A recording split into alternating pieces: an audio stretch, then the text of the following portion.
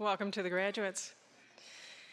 So each of you has a program in front of you, and we will have a faculty speaker followed by 2 student speakers. They have a slideshow, and then we will go into the pinning ceremony itself, and following that there will be refreshments. So I don't want to hold anybody up. I know you're excited for this. So our faculty speaker will be Heather Mole.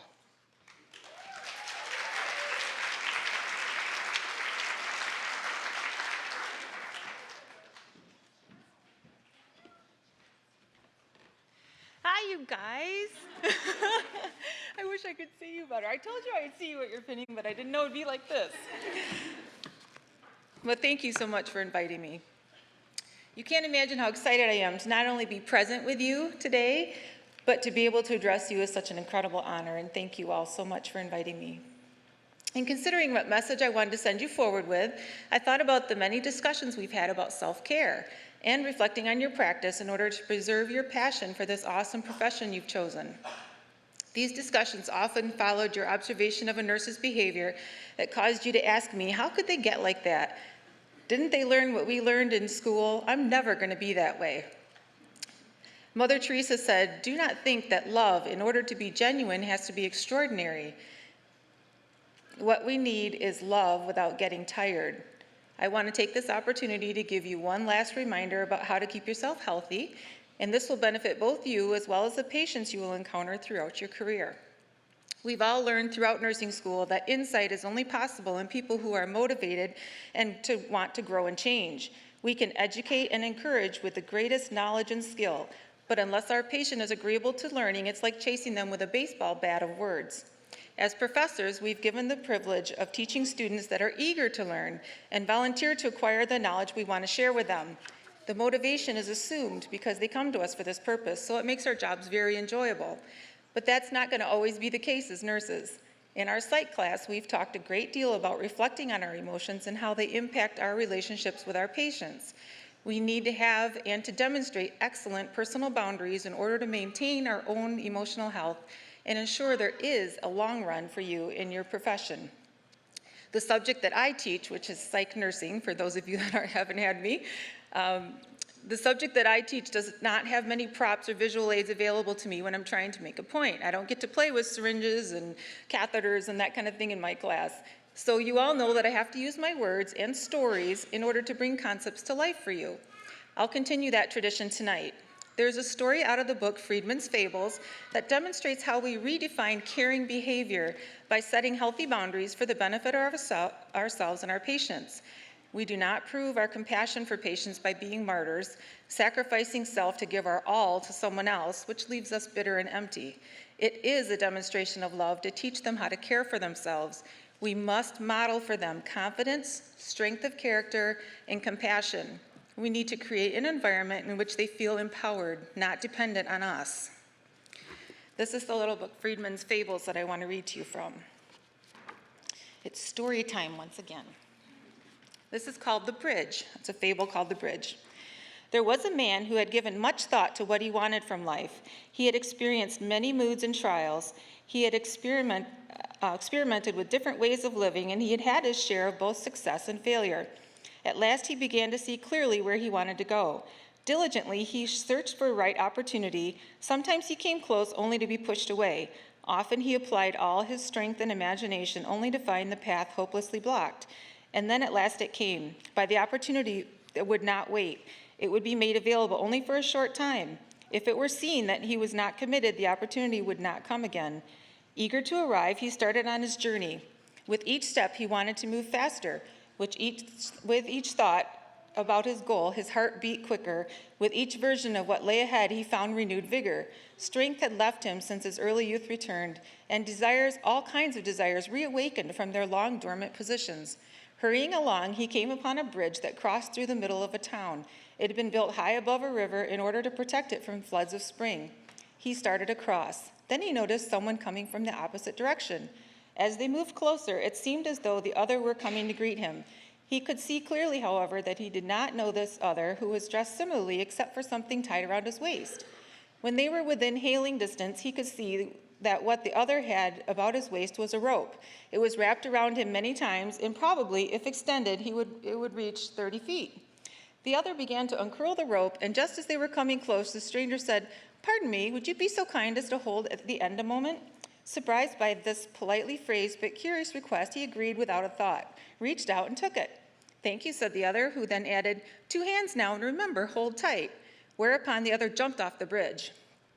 Quickly, the free-falling body hurled the distance of the rope's length, and from the bridge the man abruptly felt the pull. Instinctively, he held tight and was almost dragged over the side. He managed to brace himself against the edge. However, after having caught his breath, looked down at the other dangling close to oblivion. "What are you trying to do?" he yelled. "Just hold tight," said the other. This is ridiculous, the man thought, and then began trying to haul the other in. He could not get the leverage, however. It was as though the weight of the other person and the length of the rope had been carefully calculated in advance, so that together they created a counterweight just beyond his strength to bring the other back to safety. "Why did you do this?" the man called out. "Remember," said the other, "if you let go, I'll be lost." "But I cannot pull you up," the man cried. "I am your responsibility," said the other. "Well, I did not ask for it," the man said. "If you let go, I'm lost," repeated the other. He began to look around for help, but there was no one. How long would he have to wait? Why did this happen to befall him now? Just as he was on the verge of true success, he examined the side, searching for a place to tie the rope, some protrusion perhaps, or maybe a hole in the boards. But the railing was unusually uniform in shape. There were no spaces between the boards. There was no way to get rid of this newfound burden, even temporarily. "What do you want?" he asked the other hanging below. "Just your help," the other answered. "How can I help? I cannot pull you in. There's no place to tie the rope so that I can go find someone to help me help you." "I know that. Just hang on. That will be enough. Tie the rope around your waist. It'll be easier." Fearing that his arms could not hold out much longer, he tied the rope around his waist. "Why did you do this?" he asked again. "Don't you see what you've done? What possible purpose could you have in mind?" "Just remember," said the other, "my life is in your hands." What should he do? If I let go, all my life I will know that I let this other die. If I stay, I risk losing my momentum toward my long sought-after salvation. Either way, this will haunt me forever. With ironic humor, he thought to die himself, instantly, to jump off the bridge while still holding on. That would teach this fool. But he wanted to live and live life fully. What a choice I have to make. How shall I ever decide? As time went by, still no one came. The critical moment of decision was drawing near. To show his commitment to his own goals, he would have to continue on his journey now. It was already almost too late to arrive in time, but what a terrible choice to have to make. A new thought occurred to him. While he could not pull this other up solely by his own efforts, if the other would shorten the rope from his end by curling it around his waist again and again, together they could do it. Actually, the other could do it by himself, so long as he, standing on the bridge, kept it still and steady. Is this starting to sound familiar of things I've told you in the past? "Now listen," he shouted down, "I think I know how to save you," and he explained his plan. But the other wasn't interested. "You mean you won't help? But I told you I cannot pull you up by myself, and I don't think I can hang on much longer either." "You must try," the other shouted back in tears. "If you fail, I'll die." The point of decision arrived. What should he do? My life or this other's? And then a new idea, a revelation, so new, in fact, it seemed heretical, so alien was it to his traditional way of thinking. "I want you to listen carefully," he said, "because I mean what I'm about to say.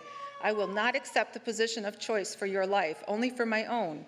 The position of choice for your own life I hereby give back to you." "What do you mean?" the other asked, afraid. "I mean simply, it's up to you. You decide which way this ends. I will become the counterweight. You do the pulling and bring yourself up. I'll even tug a little from here." He began unwinding the rope from around his waist and braced himself anew against the side. "You cannot mean what you say," the other shrieked. "You would not be so selfish. I am your responsibility. What could be so important that you would let someone die? Don't do this to me." He waited a moment. There was no change in the tension of the rope.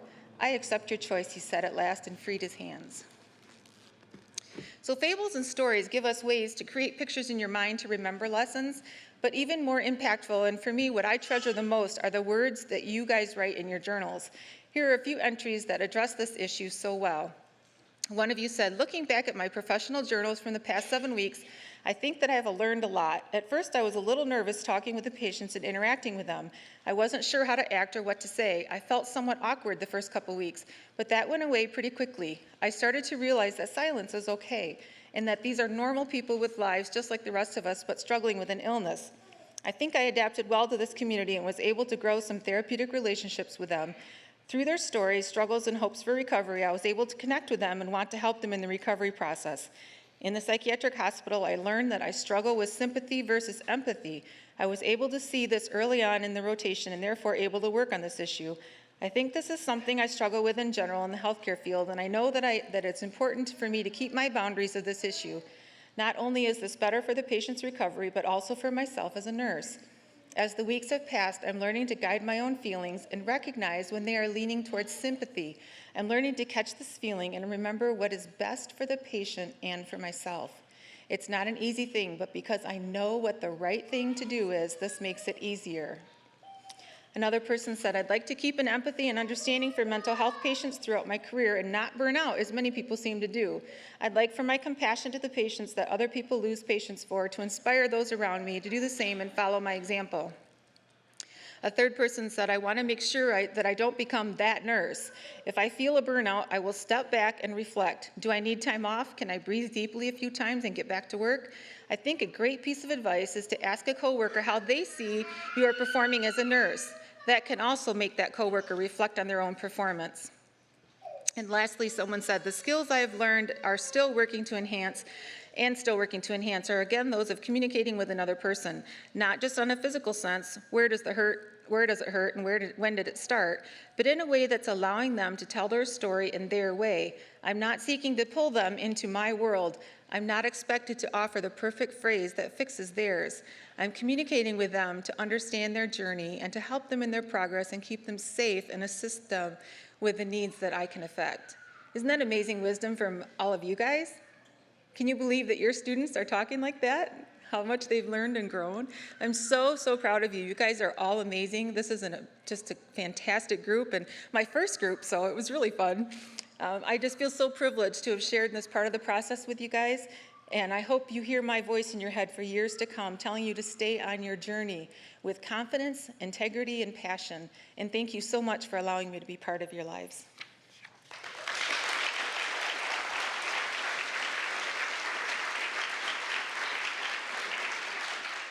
Next, we're going to have our student speakers, which are Courtney Zart and Jake Francis.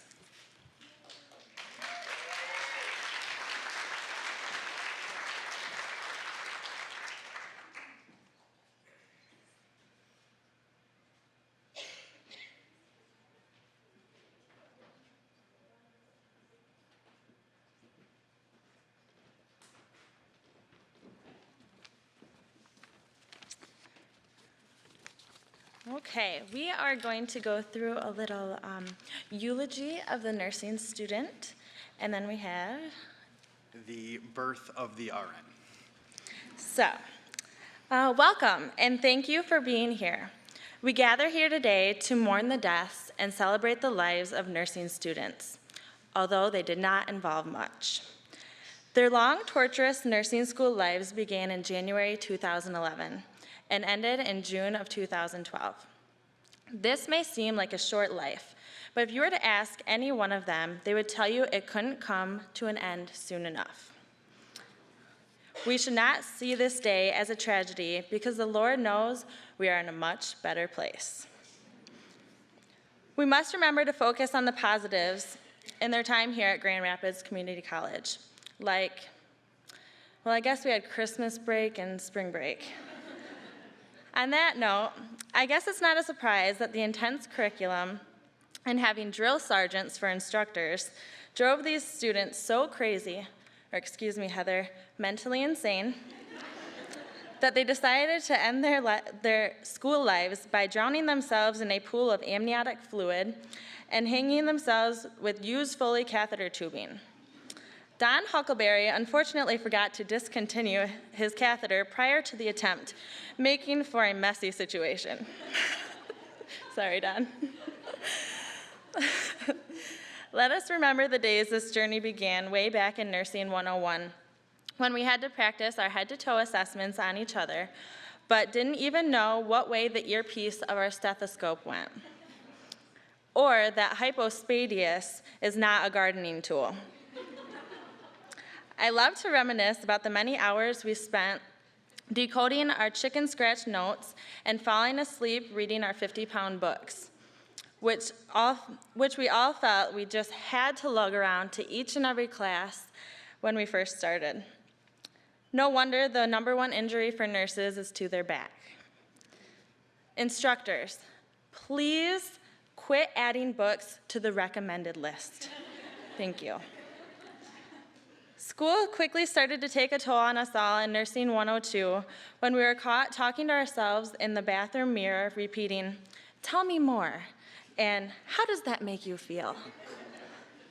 By the time we made it to mental health nursing, Heather told us about the Rosenhan experiment, where a group of pseudo-patients headed by psychologist David Rosenhan briefly simulated auditory hallucinations in an attempt to gain admission to 12 psychiatric hospitals in 5 different states located in the US.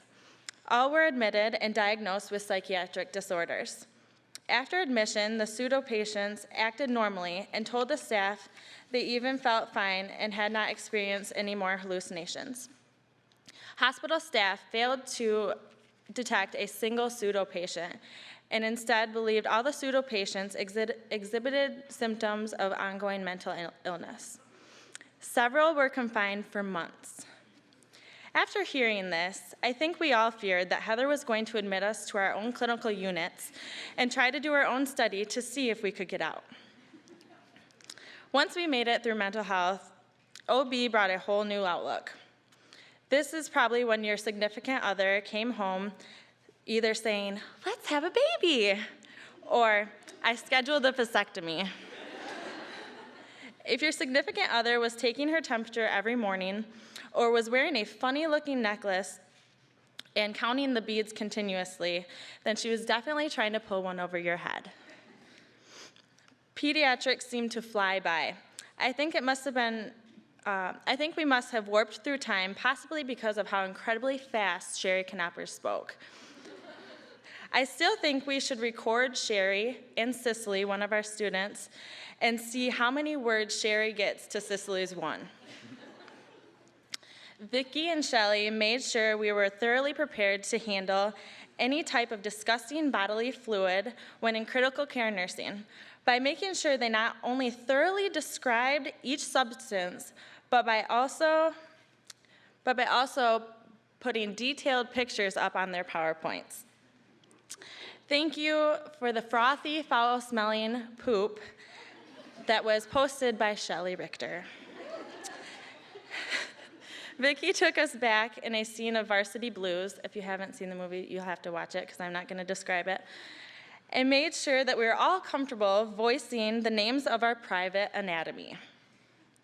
To add to our slip discs, we all had to get hearing aids after listening to Vicki and Shelley's Camtasias over and over.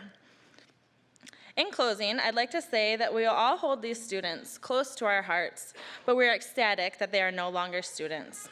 Now I would like to delegate the responsibility of the next part of the speech to Jake.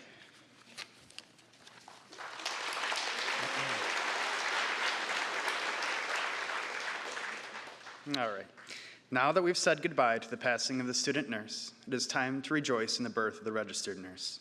It was a difficult delivery with many pains, nausea, vomiting, and bed rests, or the wish of bed rests. We have created something incredible. This is a gift we shall cherish for the rest of our lives. Like a child, our skills as nurses will grow. We will walk, we'll crawl, we'll walk, and hopefully eventually run as nurses.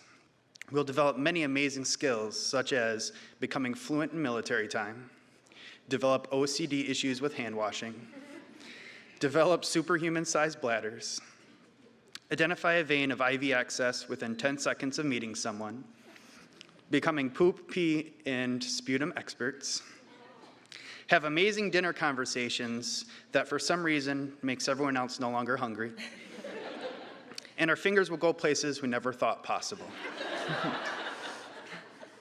These skills are not compared to what we have truly become: healers, lifesavers, an ear to listen to, a hand to hold. We'll be the light in some people's darkest days. Today we remember the struggles that got us here and celebrate who we've become, registered nurses.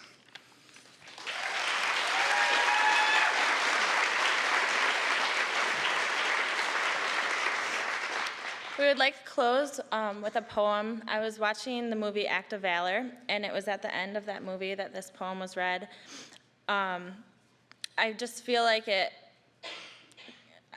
think we should all live by this poem, and especially as RNs, and I feel like we should share this with our patients and instill this in them. So here it goes. So live your life that the fear of death can never enter your heart. Trouble no one about their religion. Respect others in their view and demand they respect yours. Love your life. Perfect your life. Beautify all things in your life. Seek to make your life long and its purpose in the service of your people. Prepare a noble death song for the day you go over the great divide.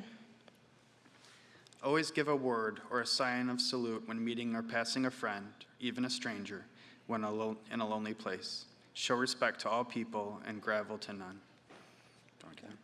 When you arise in the morning, give thanks for the food and for the joy of living. If you see no reason for giving thanks, the fault lies only in yourself. Abuse no one and no thing, for abuse turns the wise ones to fools and robs the spirit of its vision. When it comes your time to die, be not like those whose hearts are filled with the fear of death, so that when their time comes, they weep and pray for a little more time to live their lives over again in a different way. Sing your death song and die like a hero going home. We would just like to thank all of you for supporting all of us during this past year and a half. I kind of feel like I was absent in a lot of my family and friends' life, but we know that you were there, and we were still there. We were just trying to become nurses. Thank you all for all you've done.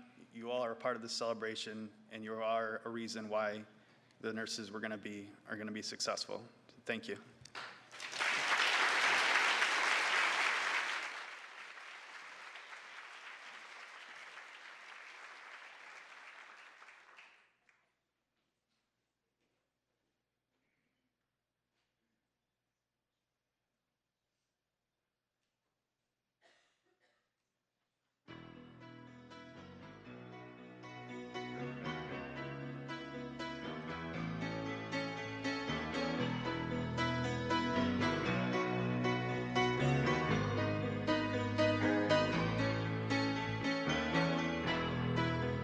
Just a small town girl living in a lonely world. She took the midnight train going anywhere. Just a city boy, born and raised in South Detroit. He took the midnight train going anywhere.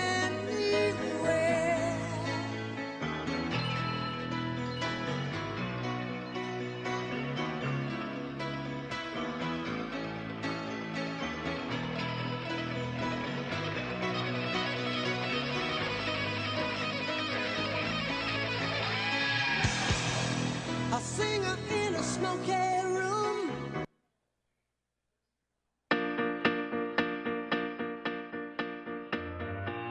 Thank you for being a friend. Travel down the road and back again. Your heart is true, you're a pal and a confidant.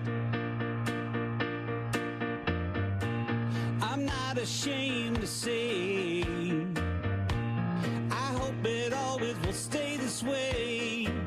My hat is off, won't you stand up and take a bow? And if you threw a party, invited everyone you knew, well, you would see the biggest gift would be from me, and the card attached would say, thank you for being a friend.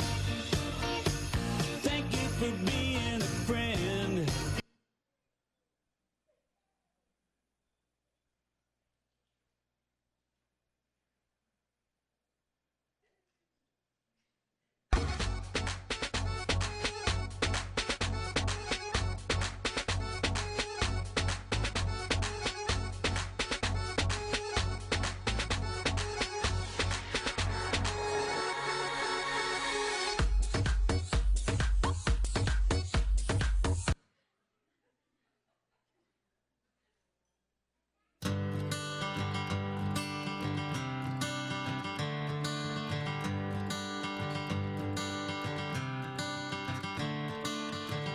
Another turning point, a fork stuck in the road.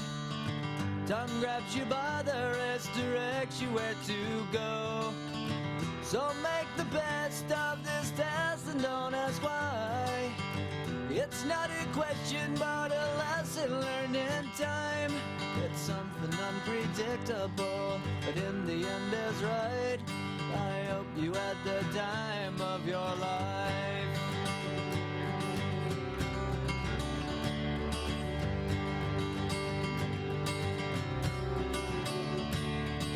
So take the photographs and still frames in your mind, hanging on a shelf in good health and good time. Tattoos of memories and dead skin on trial. For what it's worth, it was worth all the while. It's something unpredictable, but in the end is right. I hope you had the time of your life.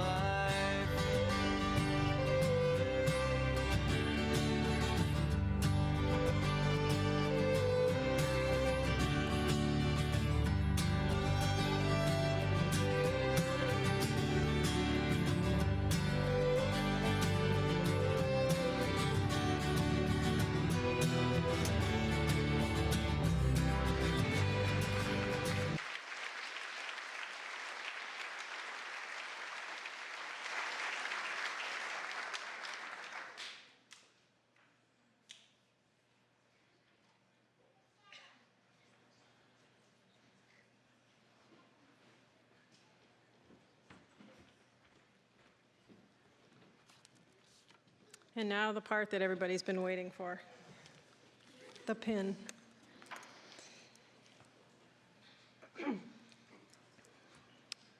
So those of you that will be pinning one of the graduates, when we call their name, if you would just come up, there's a set of stairs over here. And I want you to be very careful because their props have changed the way the stairs are, so watch your step. And we have people there to help you, both up and down the stairs. So we will start. Christy Anderson.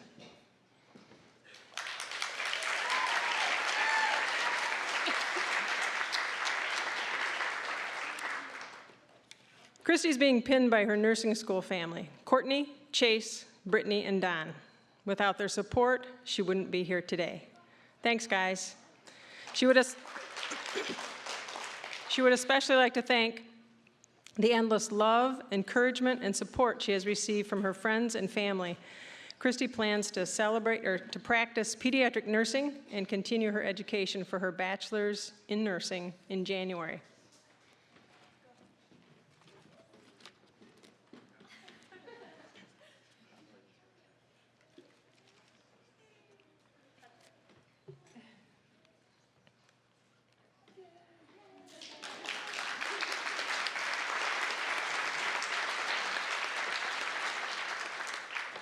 Kristen Barnaby.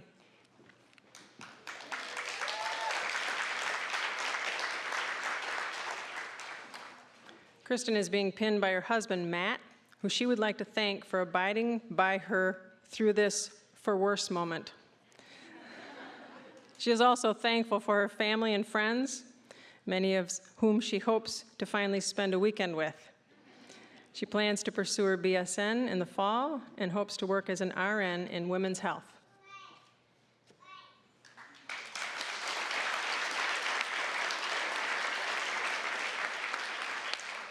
Lori Bast.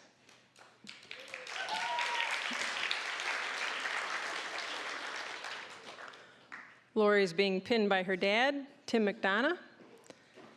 Her plans are to go on to Ferris to get her BSN. She currently works on the 7th floor of the Children's Hospital and is hoping to stay there.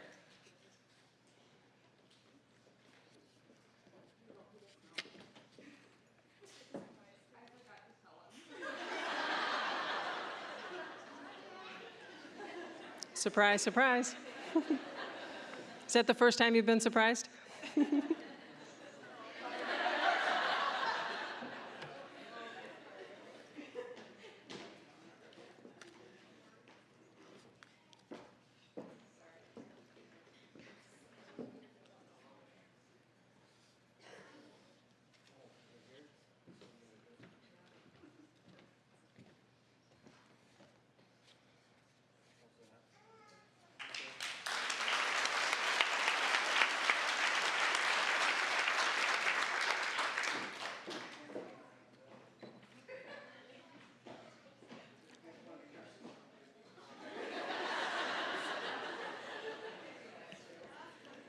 Sarah Curl.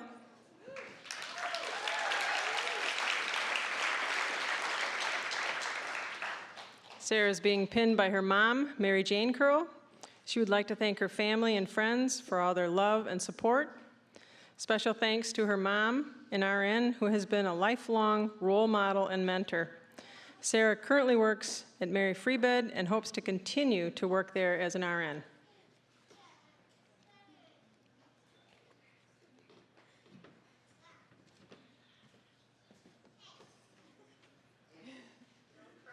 She can't see, she's crying.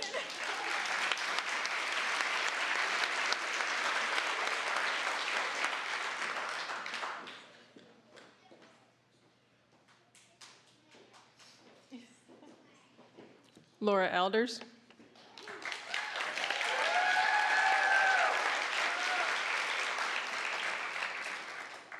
Laura's being pinned by her husband, Brad. Thank you to my family for all of your love, support, and encouragement. There have been many ups and downs, especially recently, and now you have all stood by me. A special thanks to you, Brad, for being the voice of reason and logic and showing unconditional love, and God for his grace. I have a job, full-time days in the ICU at Metro Health Hospital.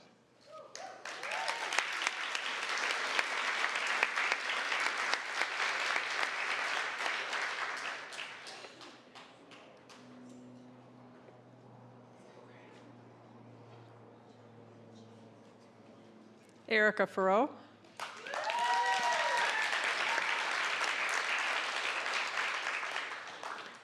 Today, Erica is being pinned by her husband, Brandon, and grandmother, Edith Johnson.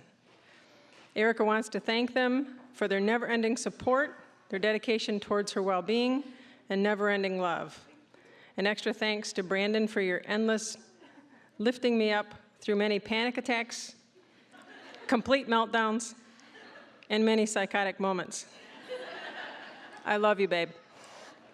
To my wonderful kiddos, Aussie, Ireland, and Kale, I love you all, and yes, Mom's done with school. Another thanks to Christy, my mother-in-law, for all your love and support with watching the kids, and to Craig, my little brother, for supporting me the whole way, even showing up at Metro to tell me you were proud of me. And yes, Grandpa, I love you too. Again, thank all of you.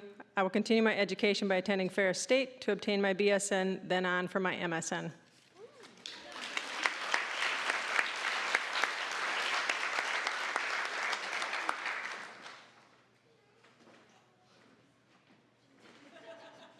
Last minute check. Jacob Francis.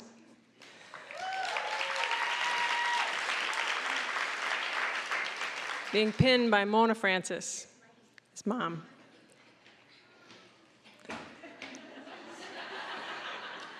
He's just teasing. He's been an LPN for 5 years and encouraged and supported by family and friends to continue his education of being an RN. He has an RN position as an agency nurse at Maxim Healthcare, intensive care focus. His future goals: to obtain his BSN, obtaining a position where he has his leadership on neonatal intensive care. His long-term goal is flight nurse with Aeromed or transport nurse in the NICU.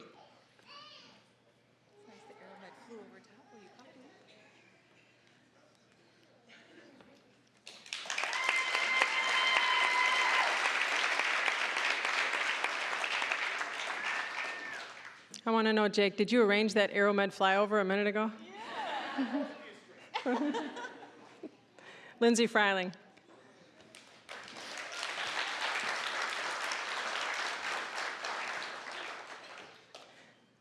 Lindsay's being pinned by her husband, Bill.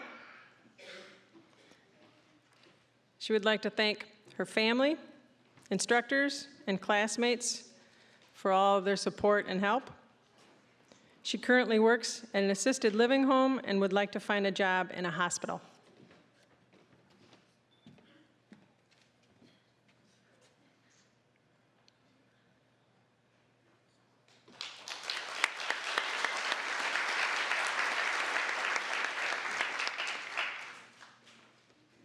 Mindy Gronendijk.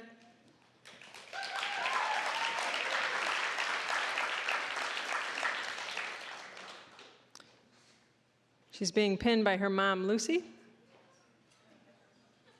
She plans to begin Ferris State University in the fall, and she wants to thank family and friends for love, support, and prayers.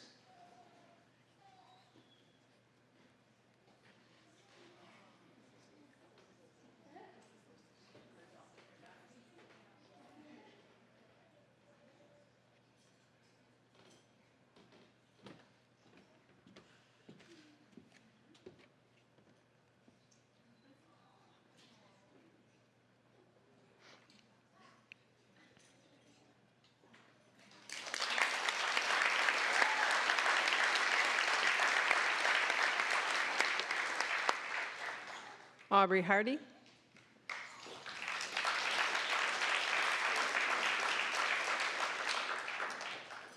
Aubrey's being pinned by her mother, Sandy Hardy, an RN who inspired and encouraged her to become a nurse. She would like to thank the Lord for grace and strength, and her family and friends for their love and support as she went through the program. In the future, she hopes to work on a cardiac telemetry unit.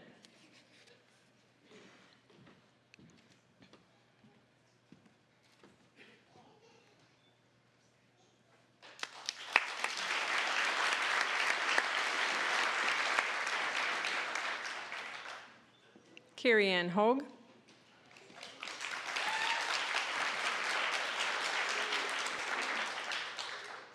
Carrie's being pinned by her husband, Tony. She would like to thank her family, friends, and instructors for all of their encouragement and support. Carrie Ann plans to continue with her education after a nice break.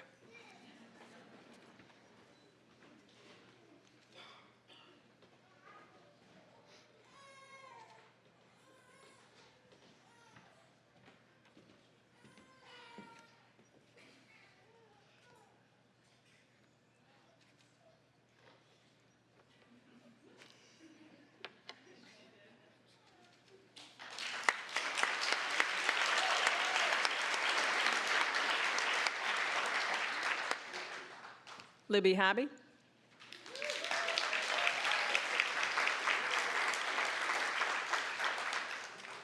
Libby is here tonight to be presented her pin by one of her best friends and biggest supporters throughout this program, her mom, Valerie Hobby. Libby has been looking forward to this day for what seems like forever, but with much support from her family, friends, and especially God, she has completed this beginning stage of her nursing career. Libby has accepted a position as an RN on the congestive heart failure unit within the Meyer Heart Center and plans to continue her education at Ferris for her BSN and possibly her MSN. Libby would like to again thank God, her mom, her dad, brothers, sister-in-law, nursing school friends, and her boyfriend for all the love and support through the ups and downs of the past 2 years. Thank you all for showing your support here tonight.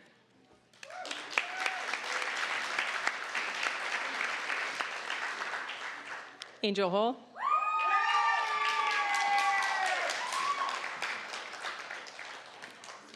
Angel is being pinned by her mother, Kay. I would like to thank God for answered prayers. I would also like to thank Mike and my family for their love, support, and encouragement, and most of all, for believing in me. I plan to attend Ferris State University for my BSN. I would like to continue working for Spectrum Health.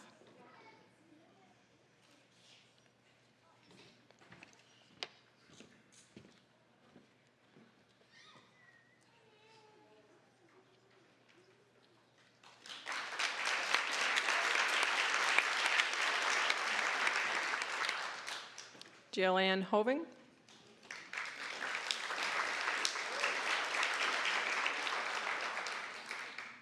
Jill's being pinned by her husband, Joel.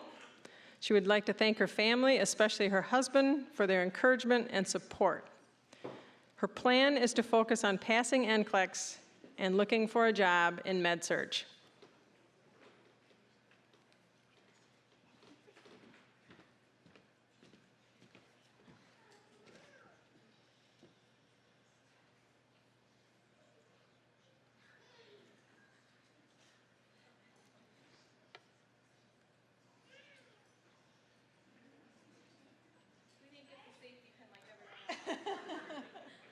It dropped.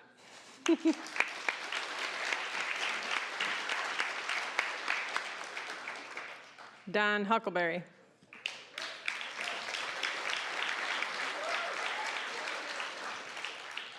Don is being pinned by Courtney Zart, Christy Anderson, Brittany Eisma, Chase Vendriel.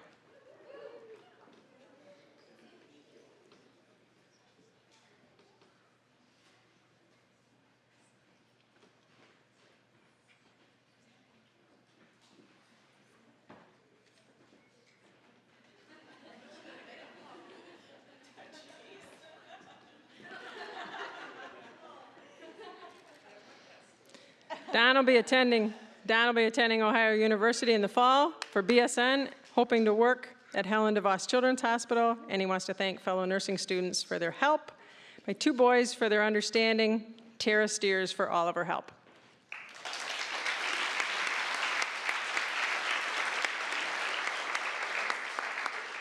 Brittany Jipping.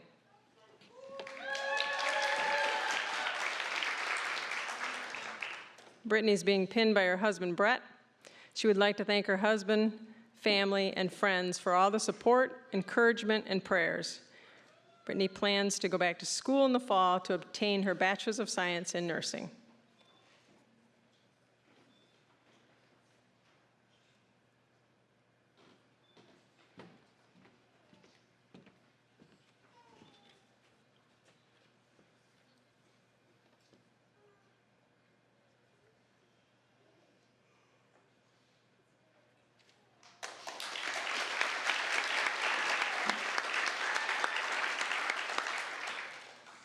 Tara Camps.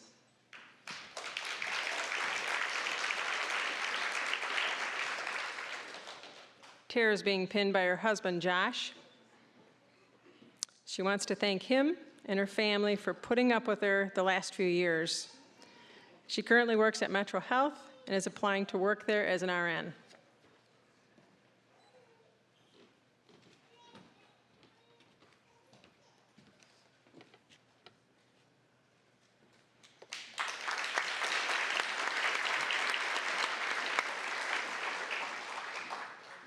Maria Kerlenda.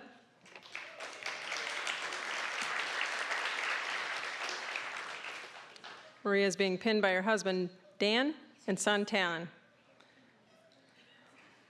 Maria does not have a job as a nurse yet, but plans to stay within Spectrum Health. She begins her RN to BSN degree at Ferris in the fall. She wants to thank her family for all their support through nursing school.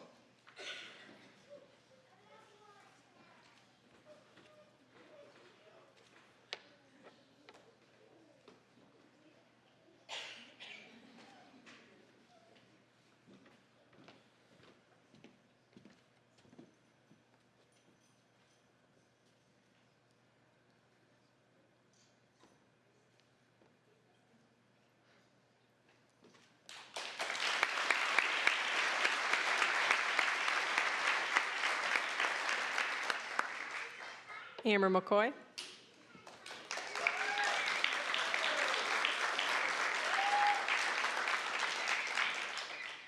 Amber's being pinned by her mom, Dora, who is also a nurse and has shown her that with determination and hard work, one can accomplish anything.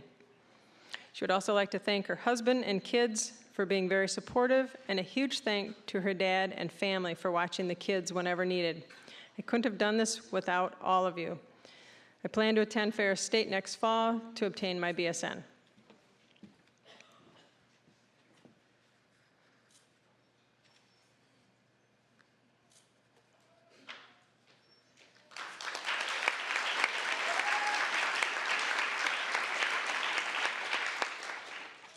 Shelley O'Regan.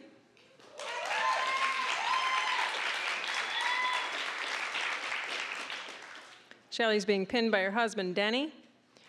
She'd like to thank Denny for his love, support, and prayers. Thank God for the strength to preserve through life's trials while in school, as well as the wisdom to pass those hard, tricky exams. Thank you to parents Sharon and Dale Bennett for encouraging me to return to school, my daughters Erin and Heather for their support and help at home, I plan to continue my education at Ferris for my BSN and then on to receive MSN and teach in 10 years.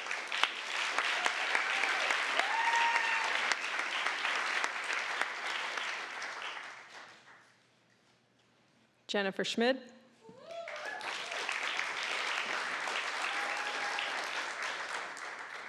Jennifer is being pinned by her boyfriend, Brian. She would like to thank her family and Brian for their support and guidance. She's enrolled at U of M this fall for her BSN.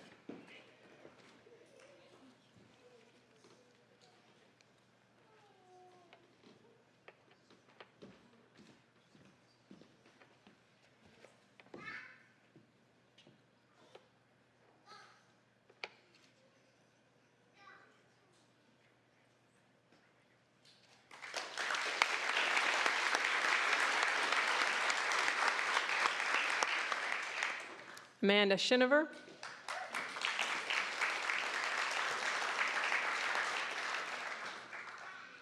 Amanda is being pinned by Philip, her significant other.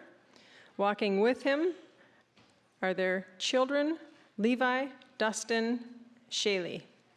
I would like to thank Philip for being so supportive and being Mr. Mom, doing dishes, laundry, housework, and finding time for me to study by keeping the children busy.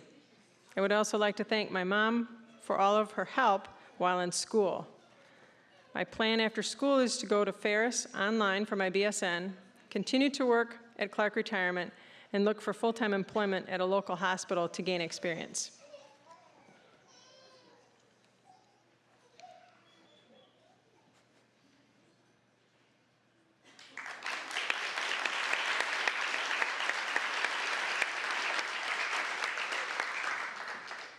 Bridget Shook.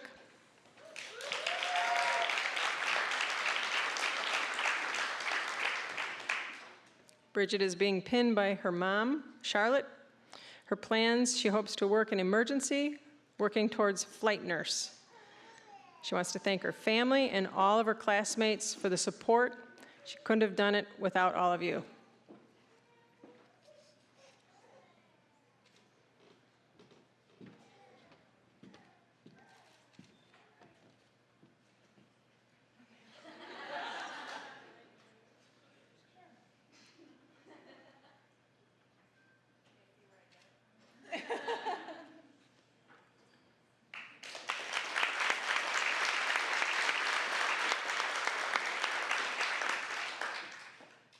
Timmy Terpstra.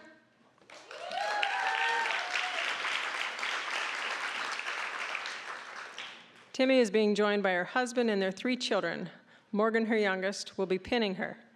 Timmy begins her new job in the intensive care unit at Metro Health on Monday, and she has this to say to her husband, Brian, and their kids, Eric, Katie, Morgan.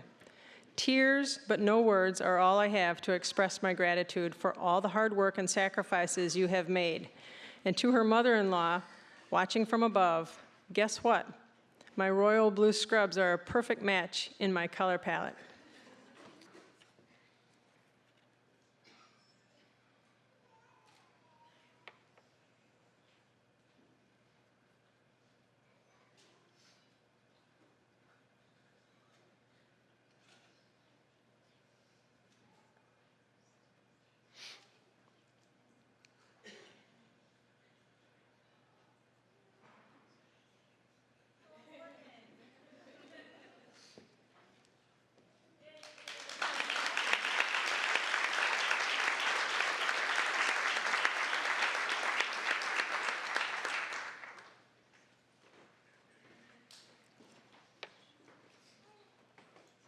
Rachel Tomey.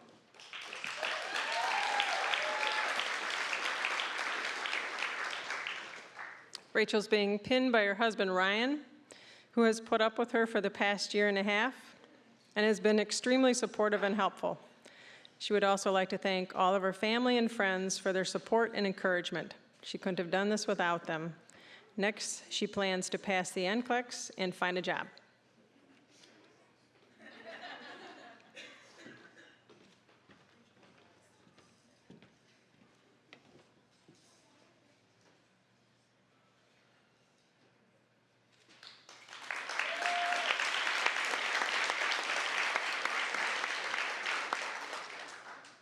Sarah Tull.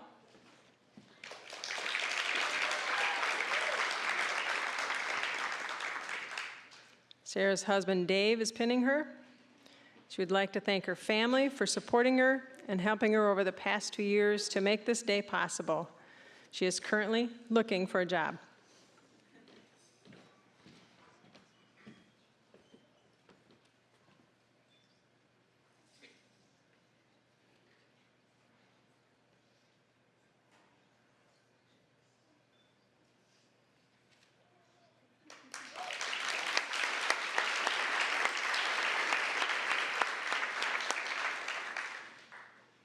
Chase Vendriel.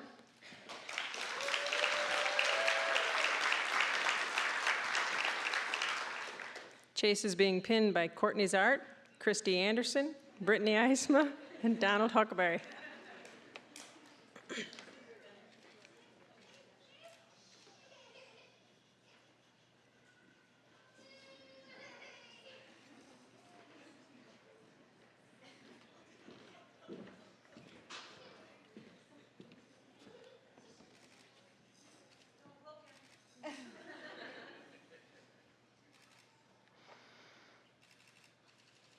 Chase is attending Ohio University in the fall 2012 for his BSN. He wants to thank his family and friends for all the support which got him through nursing school, especially Mom, Dad, and Courtney.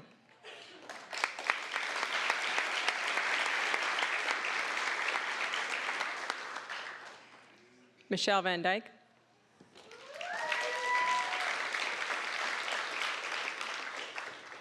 Michelle is being pinned by her parents, Doug and Beth Van Dyke. She would like to thank them for all the prayers, love, and support they've given over the last 7 years it took to pick and complete a college degree. She plans to find a job this summer and start work towards finishing a BSN this fall. She has hopes to return to Africa where she can further utilize her degree.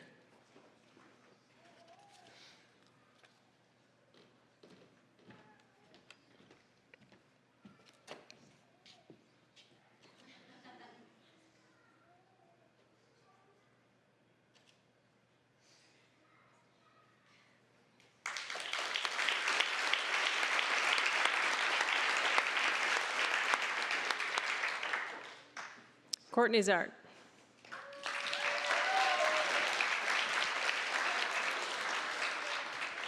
Courtney enjoys long walks on the beach.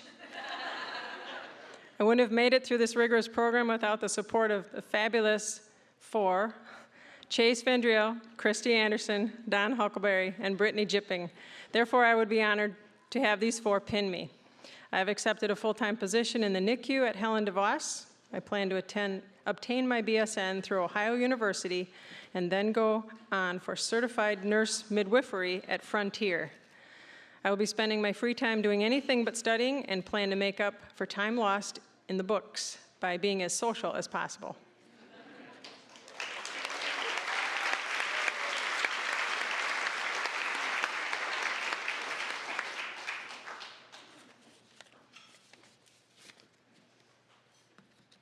Let's give a big round of applause for the graduates.